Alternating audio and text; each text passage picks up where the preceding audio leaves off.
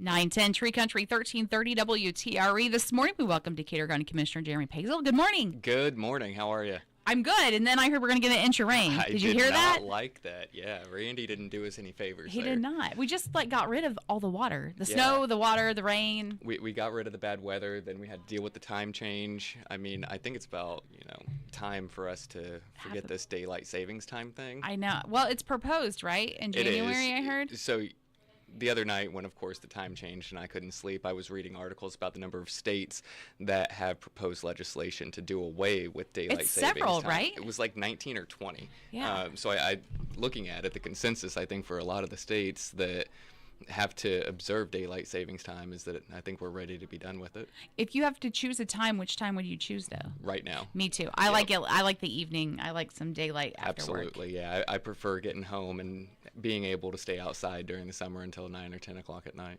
Absolutely. Well, there is a lot going on in the county right now. I think, last week at the commissioners meeting. So let's kind of talk. Let's just hit the beast first. Ready? Yeah. Animal absolutely. shelter. Animal shelter, yeah. So that's on my list of projects that we're discussing with the Long Range Planning Committee. So we started the Long Range Planning Committee 5 or 6 months ago, I think, at this point. And so it's a group of the council members, county council members, the commissioners, and then we have other representatives from maintenance to highway to auditor's office there. And the whole goal of this long range planning committee is that we want to be able to have an accurate assessment of what all of our county resources are, what all of our assets are. Anything from what's the longevity for our HVAC systems for different buildings, to our roads, to highway department equipment, to animal shelter. And this helps with financial planning, staffing. Like it helps with planning across the board. Yeah, so step one before we could really do the long range planning committee was to get the financial analysis done by Baker Tilly. That way we were able to have financial projections going forward into the future. We've done that twice now, and so we have projections going out 5 years at this point. And so once we had those numbers, we were able to get this long-range planning committee up and working. And then we can actually go through and assess where we are with all of our physical structures, what are our needs going forward in the future, and then what are the things that we need to start planning for, and how do we fund those. And so we've made a list of assets that need to be upgraded or renovated, or new assets that need to be built. The animal shelter, as I've been talking about now for a couple of years, as a commissioner, I've talked about it in commissioners meetings, I've talked about it on here with you, Emily. We know that we need a new facility. I recall when Mindy was the shelter director, we had the discussions about the importance of reaching this no-kill status. If you can reach no-kill status with the animal shelter, you then open up the ability to receive a lot of grant funding for the facility. And we're knocking on the door. We are right there. I mean, we are like within animals of being saved to getting to that no-kill status, and then we'll have to just hold it for a period of time, and then we actually can reach the certified no-kill status. Once we do that, then we can really start pursuing that funding. I've talked with some folks. I think we have a really good location for where we can move the shelter. What we saw here with this most recent rain, the building didn't flood. The water didn't get up anywhere near the actual shelter. And when you go back and you look through the years, I think from the folks that I've talked to, the only time that there was actually water in the facility, I think, was the 2008 flood. I'm gonna say that's the one that I remember, and that this entire road was just bad. Yeah, but that doesn't mean that we're going to take the risk of not evacuating. Absolutely. I would much rather have the animals out there and be safe. I would much rather have them there before anything like that happens. That way we aren't jeopardizing the safety of the animals and, more importantly, the safety of our staff, where they would have to be evacuating animals during a dangerous event. So I would much rather be cautious on this. We're aware of it. We have done everything that we need to do to maintain the functionality of the shelter as it is. We've done some renovation work in there. We've done a lot of plumbing work, new HVAC. So we've done things to keep that building working as best that it can. It's an old structure. We know that. We know that there needs to be a new location. And I think the new location is going to be a really good spot for it. I've heard some suggestions since the flooding last week about where we could go, whether that was the old fire station, or the old extension office, to the old street department. My goal here is not to make do with something by rehabbing it and trying to just say, hey, we're going to cram you into this spot. When you look at the old street department, you look at the old fire station, you look at the old extension office, I mean, the biggest issue that we have with those different facilities, size is an issue. You're going to have to retrofit to be able to actually go in and spray down the actual pens for the animals. You're going to have to go in and actually probably cut out floors so that you can make your drains. You're going to have to do all of the additional plumbing. But then the biggest issue, at least in my mind, is you don't have anywhere for these animals to get outside. So I think that where we're looking at and what I've been talking about is a new space where we're going to be able to have a larger outdoor run area. You're going to be able to have an outdoor space for folks to come in and actually see, get to actually meet the new potential family member there privately. So I think that a new structure is truly the way to go. This is not a new problem for any of us. It's something that a lot of us have been talking about and working towards. But when you look at how we have been doing projects the last several years, the grant component is fundamental for how we've been operating. So when you look at the community, the Ready project with the new community building at the fairgrounds, when you look at the pool, when you look at the ball diamonds, the commonality here is that we aren't using tax dollars to fund the entire project. So starting with the ball diamonds, a $1.8 million project that only had $300,000 of county tax funds. The rest of it was grant, the rest of it was from private donors. So we had $300,000 on a $1.8 million project. You look at the pool, let's call it $4 million on a new pool. Mm-hmm. Its project construction is underway, and of that, we're looking at probably zero tax dollars going into very that. little. Then when you look at the fairgrounds project, that Ready project, we got $1,950,000 from the state. So far, we have raised. We're knocking on the door on $700,000 for that fundraising campaign. So we're looking at $2,650,000 that is not tax dollars. So for a $4 million project, we're looking at $1,350,000. So when you put all of those together, you're looking at a $9.8 million, and of that, county tax dollars were at $1.6 million. Okay, 10%. We're 10%. Yeah, maybe. I mean, a little more than 10%, but that's our model here, because that way we can use our tax dollars most efficiently. If we can find matching grants or opportunities to raise funds, that's the avenue that we want to go, because then we can positively affect more areas in the county for how we can spread out our tax dollars, because being a smaller county, our tax base is limited. You know, we don't have the population of a Hamilton County or a Johnson County and Marion County. And so we have to be, I think, more strategic and smarter with how we're proceeding with these different projects. Doesn't mean that it's going to happen. It just means that it's going to take some planning, and it may take a little bit of time, and that's where we've been at with the shelter. So we know that we need to work on it. We're going to continue to do what we need to do to make sure that everybody, from the animals to the staff down there, are safe in instances where something like this happens. That's my feeling on the situation, and I think that here, I'm hoping within the next year we can make some real positive movement in that direction. And I applaud everyone that's involved in that, because from the moment that we hear the rain is coming in, it's all hands on deck. Whether it's commissioners, it's the employees down there, it's their volunteers, and it's just a hazard of Park Road to be down there in that area. So I came in the other day and I knew better, because I knew the water would be up, not thinking about it, and sure enough it was. So I turned around and went the other way. But it's one of those things that it's been there for years, and not much we can do until we get moved. Yeah, that's right. I mean, when you look at that location, it's just so difficult from, not just an animal shelter standpoint, but a fairgrounds operation standpoint.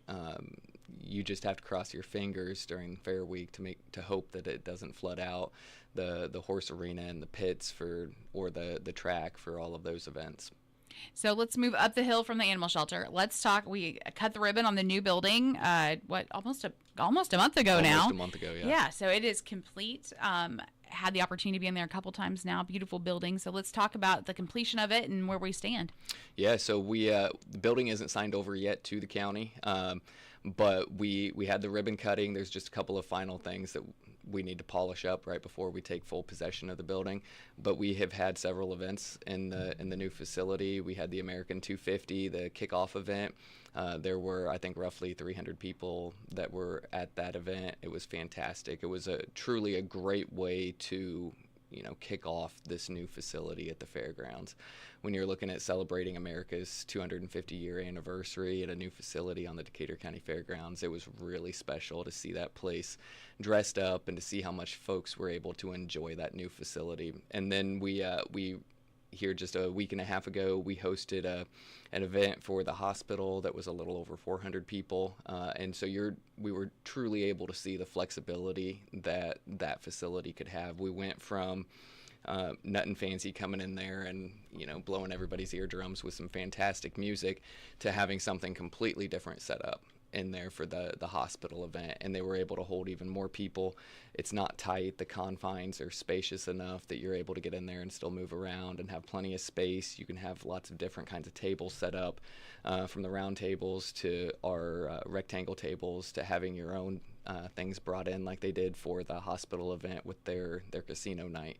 So I think we're really going to see the flexibility of this building as we continue to mature into it. There are going to be things that we're going to look at and we're going to say, hey, we need to improve this or we need to add this, because I think that's going to be the nature of having a building like this. Is we wanted it to be able to be used by pretty much anyone, anything that's going to want to come here. And so working with tourism, we are looking at the promotion of this building, and it's not just going to be promoting it locally. We're looking at promoting this regionally, as we want this to be used by Southeast Indiana, getting down towards Cincinnati. This is truly an event space that can host about any event. Extension office is also, I think for the most part, they've gotten moved in. They're relocated, but still going through a lot of history in the other building. How's it been getting them moved over and into their new space? From a I think a logistical standpoint, it's been about as good as you can hope moving. I mean, just imagine moving out of your house. There's a lot of the same aspects to it where you're going through and things that you may have forgotten about, and then you're realizing, do you need these or do you not? And a lot of it they need. It gives a lot of history for how things are done, how they continue to be working, progressing, improving on different things that the extension office is working on. And so it is a little bit of a smaller space than what they had across the road. But I think fundamentally it's going to be a good space for them. It's going to be a good workspace. So it's also really nice having them actually on the fairgrounds instead of being across the road. They're actually connected to the fairgrounds. So it's from that aspect, it's really neat. We've talked with them about how many steps that's going to save during the fair this year. When you see all of them walking around on a regular basis, you might not think that maybe those 100 steps across the road is going to be that much, but it's going to add up. At the end of the day, it does quickly. Yeah. When we look to the fair, that, believe it or not, it's on its way. What does that building look like for the fair? Because it's kind of going to change the structure of everything on the fairgrounds. Yeah. So, talking with Christopher Fogel, I think all of the 4-H projects are going to be in the new community building. I think in talking with you guys that we're going to have the WTRE radio event every night in the new community building. We'll have the stage set up, and so we'll be able to do the interviews in there. There is discussion. I don't know if we're going to make it happen this year or not, but we may actually have the pageant in the community building in the years to come. So that'd be pretty neat. But yeah, so all of the 4-H exhibits will be in the new community building, and so then that frees up the headquarters building, and it I think will allow us to bring in picnic tables so you can actually have an open air seating area that's not connected to the OA building. So that way we have picnic tables for anybody to come and sit down at. So you didn't have to buy food at a certain establishment to be able to sit at their picnic tables at their building. So it'll be a nice little space that's shaded, out of the weather, and it'll be a good use of that headquarters building. I've had the chance. I was at an event last week. It was the Community Foundation. They had their annual dinner there at the new building, and a beautiful building. Love the flag hanging, and it's overall just aesthetically very pretty as well. So yeah, well, I think it's going to be a very good building for a long time. And the other thing is too with that project is we aren't done yet. So we did the improvements for the drainage down at the horse arena and on the track. We improved the restrooms at the farm and home building. We've done the community building. Now we're going to turn our focus to some improvements down at the horse barn. I think that there's some improvements that can be done with the purlings and with the roof to make sure that that building can continue to be usable in its best capacity going forward before we can look at turning the corner on a new facility there. And then also we're looking at paving an area for the midway, so that I think when you're out there and it's a hot summer day and there's that occasional rain that comes down, you aren't walking through mud the rest of the fair.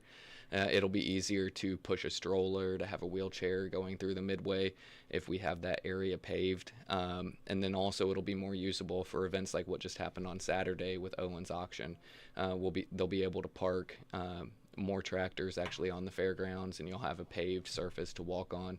So I think the usability of that going forward would be pretty high. I don't know. I might miss that mud straw combo out there on the midway. Midweek rain. It's great. Yeah, it can lead to a lot of fun, a lot of slipping, and yeah, lots of good stuff. The fairgrounds just has continued to improve, and I think as a community, we're very thankful that those improvements are happening. And I know Laura's, as they come in each year, loves to see what improvements have been made. Yeah, and their partnership with Lures is truly one of the longest lasting partnerships in the state. They've been here, I think, the longest of any fair that they've been to. I believe so. And so having them as a partner for our fair is huge. And when you look at Decatur County Fairgrounds, especially with the improvements that have been made here over the last 4 or 5 years, we are making sure this fairgrounds stays relevant for a really long time. And when you look at what 4-H and what that fairgrounds in general can provide to our community, it's huge. When we were going through the ready process with the state to get the funding for the fairgrounds project, I met with several state officials, and prior to that meeting I had gotten the information for how many times the fairgrounds are rented out throughout the year, and it was astounding to me how many different rentals and how many different people, entities, businesses are coming out to the fairgrounds. A lot of folks think that the fairgrounds are only used that one time during the fair, or maybe the fair and Power of the Past, but that is not the case.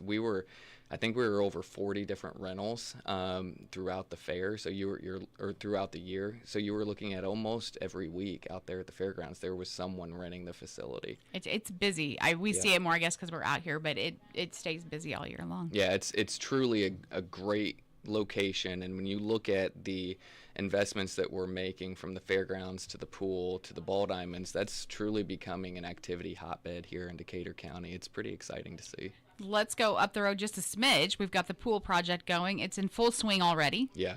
And we are hoping to open that pool this spring. Yes, this year. Yep, and so I think it'll be great to have that open for the summer. Gabe Nobby has done a great job on that. Brian Winning's done a great job on that project. So I think the last numbers that I saw is that we had raised over $3.75 million. I think at this point, with the funding through the Community Foundation, their fundraising campaign for the pool, I think that would probably put us closer to $4 million. And so that project is going to be, if not completely, it's going to be very, very close to being entirely paid for by private donations. So that's exciting. I mean, when you look at being able to provide this new facility at a much more reasonable price, I mean, it's pretty amazing. There's a lot of discussion, and more so recently just because animal shelter and all of that. But you look at the pool, and yes, it's only open 2, maybe 3 months. Mm-hmm. But it's also a pool that serves our community and serves the children of our community. And so I think looking at the vital pieces of why we need that pool back. Yeah, so It's one of those things that my daughter, perfect example, she's 6. We don't have a pool, and she loves to swim. She's still in that stage where she's trying to learn how to effectively swim on her own without mom or dad sitting there. She's not the only one in this community that's like that. There's also folks that are on the other end of the spectrum that want to get in a pool for exercise reasons, for that low impact. And so you can really go across the spectrum here for folks that want to be outside, they want to be in a pool for different reasons. And we can really affect a lot of different people for having a good facility that's at a reasonable price point that is being paid for by private donations. And accessibility with this pool. Obviously, the other pool. Zero entry. Yes. Yep, a zero entry where you can literally just walk right in on a slow grade and you can get into the pool without having to go up and down steps. Your trip hazard for kids and older adults is going to be minimized. It's truly going to be a highly accessible pool for folks to come in and use. And I think with it being paid mostly by private donation, you can truly say this is a community pool. It is, 100%. I mean, when you look at the funding for this, folks have gotten behind it. Businesses and different organizations have gotten behind this big time. Yeah. All right, let's go on up just a little bit more. It's the center of everything right now, but then we've got the ball diamonds out there, and I know we've already had one tournament. I think the second one's coming up. Yeah, one tournament. It started in February. Seems so early for ball. My goodness, I feel bad for those moms and dads that are sitting out there in February playing baseball and softball all across the country. A little chilly yet. It's a little chilly, and that's a long season. I mean, they will play through October. I think the last tournament I want to say is in November, that first weekend in November. That's a very long season. But man, is that exciting. When you look at what has happened out there, you go back a year ago from where we sit right now, we were talking about if we could make something like this happen. We had started this investment basically a year ago now, and we didn't know how it was going to work out, and we had those first 4 diamonds done middle of the year last year, and we were able to see 170,000 people come into Decatur County as a result of the ball diamond investment. And so this year we now have all 8 diamonds that are turfed. The infields are turfed, and we're anticipating seeing 250,000 people or more coming into these tournaments, not just because we have the 8 diamonds that are all done now, but also because of how long the season is. The contract that we had signed with USSSA is going to be a long-term contract. I want to say it was a 5-year contract, and they're committing to bringing us a number of tournaments every single year. So we're looking at over 30 tournaments this coming year.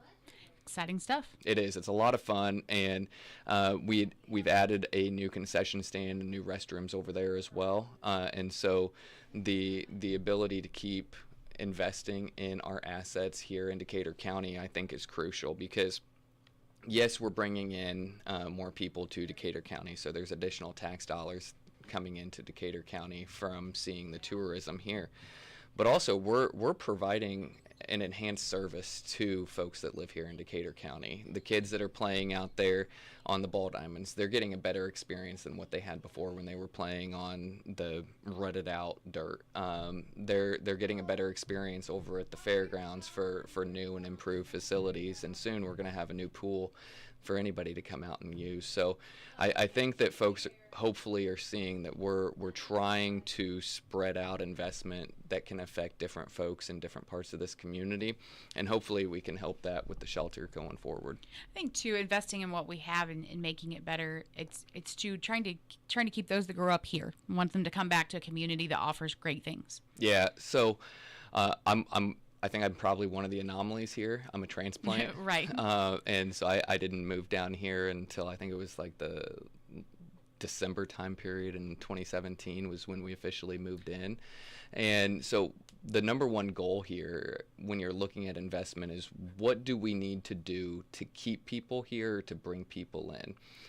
Particularly when you're talking about younger folks that are graduating from school, whether they're going to a trade school or they're going off to college or they're immediately entering the workforce. What do we need to do to be able to keep people here so that they can feel like this is a great place to raise a family? Not just that they were raised here, but they truly are attracted to this location, to Greensburg, to Decatur County. And so when you're looking at things that are targeted towards our youth, I think that's probably number one. When you're looking at being able to provide those ball diamonds for kids to go out and play on, a pool, 4-H activities, FFA activities, all the things that are happening out at the fairgrounds, if we're able to provide those activities and an avenue for folks to get in at a reduced price to these different activities, I think that's a great thing. The last thing that I would want to see happen is for us to continue or for us to see a population decline. So far, if you look back over the last 10 years, Decatur County has seen, I think it's like a 2.5 or a 2.6 population increase. That is basically just keeping us right at, your steady Eddie, you're right at your equilibrium. When you look at the rest of southeast Indiana, they're seeing population declines where they're having folks move from their communities to places like Columbus, to Franklin, to Indianapolis, and they just aren't coming back. They aren't coming home. And we don't want to see that here in Decatur County. That's not a good recipe for long-term success. And so if we can continue to invest in what we have, and we can do it in a targeted and a controlled way where we're seeking that grant funding, we're seeking the private investment partnerships in these different projects, the hope is that we really can continue to attract and retain a lot of our younger folks here in our community. So let's talk. We want to invest. We want to invest in our roads. Let's talk about roads. Yeah. The snow has cleared and the rain is gone. And it's pothole season. It is pothole season. It is pothole season. We have one. You and I share a pothole that we don't love. No. But it's coming back this year. It's already coming back. That one there at the interchange of 74 and Michigan Road, right by the Love's truck stop, that is coming back. That is not a county road right there. So that is actually state highway. So from the stop sign to just south of Love's, that is actually part of the state's responsibility there. So while we have gone out and patched that pothole that I think could sometimes take on a Honda Civic, that is actually state responsibility. So let us know if that does get worse. Let us know, and we are more than willing to contact the state. I know that with some of the work that had been done on North 3 with some culvert improvements, they had not gone in and done the last of the asphalt overlay in those areas where they had cut into 3. We were contacted by some folks that were frequently driving over those different areas. We were able to get in contact with the state district for NDOT, and we were able to get some of those things remediated. But yeah, it's always a fine line on what's state, what's county, what's city. But yes, it is pothole season, and so I would encourage folks to go out and use the portal that we have on the Decatur County website. It's under the Highway Department tab on our website. You can go in and actually submit the information about what issue you're having with one of the county roads.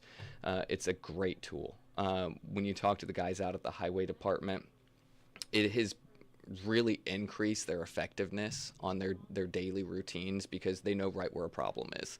And so they can go out and they can get it fixed within a day or two of them getting notice from one of these submissions. And I get them all the time. The commissioners are CC'd on all of those submissions so that we know what the issues are so that we can follow up on them. It gives us no excuse to say, oh, I didn't know about that, because we're getting them. And so we can follow up on them, make sure that the work's getting done. And the Highway Department really does look at them. They really do go out and fix them, whether it's anything from a pothole to a washed out culvert to trees getting in the way of the road for trucks and tractors. But that portal's there to be used, so it is. By all means, Yep. use it. And Yep. And you're the ones driving the roads, so Yes, you exactly. see what's happening, and you know. When you look at our Highway Department, I think there's a total of 27 employees at the Highway Department, and so they aren't driving every single road in Decatur County every single day. They do have different projects that they're working on every day throughout the county, but they aren't going to be on every single road. And so more than likely, someone will be driving over something that a Highway Department employee hasn't seen in a couple of days. So absolutely, especially this time of year with the way that potholes develop, it can happen overnight. It can happen within a couple of days with these temperature changes that Randy Ollis was just talking about. So yeah, let us know. when we're talking about roads as well, road work as we go into spring, the communities crossing grants were it was not so great this year. But where do we stand as a county when we come to that? So Decatur County was awarded community crossing grant funds for 2026, and so we will be doing some additional chip and seal this year. That project is going to start up after school lets out, and so it'll be sometime in June when you'll see the highway department again posting on Facebook through the county's Facebook about where those improvements are going to be made, and that way folks can know about it and maybe avoid those areas for a day or two while those construction projects get underway. All right, but after school's out, so we can avoid that issue. Yep. What other topics do we have going on today? Well, going back to the long range planning committee, a couple other things that we have been looking at. So the annex building for Decatur County Government, the old Washington School, needs some work. And so a lot of things there haven't been touched since it was a school. Single pane windows, the facade on the outside of the building needs some work. And so the commissioners recently contracted with SD Barnes to go in and actually do I think it was a laser measuring of the entire building. So that way we have the measurements of all of the interior rooms and then all of the exterior structure, so that we can then start the bidding process for improving, renovating the exterior of that structure. Going in and renovating it is going to be much cheaper in the long run than building a new facility, and so we want to maintain what we have. And here over the last couple of years, we've put money into the new roof, to HVAC, to lighting. So we're making sure that the facility is going to continue being in good shape, but we want to make sure that on the exterior of the building that we take care of some issues that are present. And then also part of that project is that we're going to increase parking.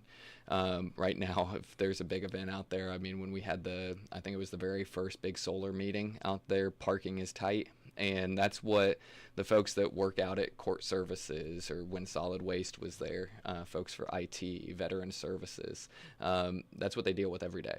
It houses, I don't think a lot of people realize how many offices the annex actually houses. Yeah, health departments out there as well. So, I mean, there's a lot of different county offices that are there, including 911 communications. And so we have a lot of employees that are there.